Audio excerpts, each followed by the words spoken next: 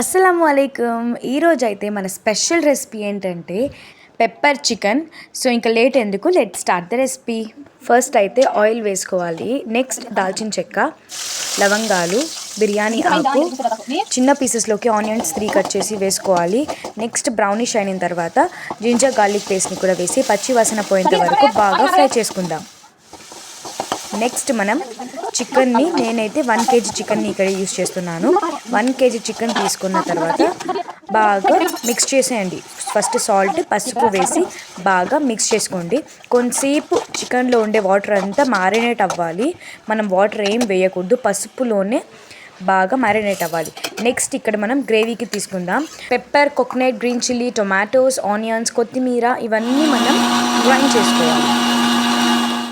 Smooth పేస్ట్కి వచ్చేసింది కదా.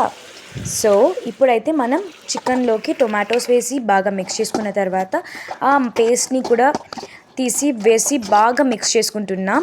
కొంతసేపు మసాలాలోనే, వాటర్ ఏం వేయకుండా ఆ మసాలాలోనే మ్యారినేట్ అవ్వాలి. నెక్స్ట్ కొంచెం tasting salt, half of the lemon, chicken masala, garam masala వేసి బాగా మిక్స్ చేసుకోండి.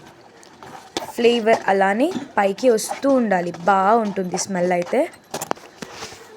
ఇప్పుడు మనం ఈ జార్ని వాష్ చేసి అందులో ఉన్న వాటర్ మొత్తాన్ని మనం ఆ చికెన్లోకి వేసేస్తున్నాం.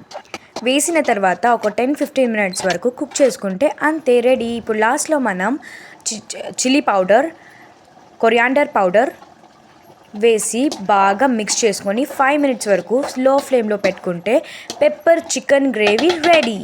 లాస్ట్లో మనం కొరియాండర్తో గార్నిష్ చేసుకుంటే అంతే, మనకు pepper chicken gravy almost ready అయిపోయినట్టే. పూరి, చపాతీ ఇంకా సైడ్ డిష్లోకి సూపర్గా ఉంటుంది. ఓకే అండి, thanks for watching. Bye bye, take care.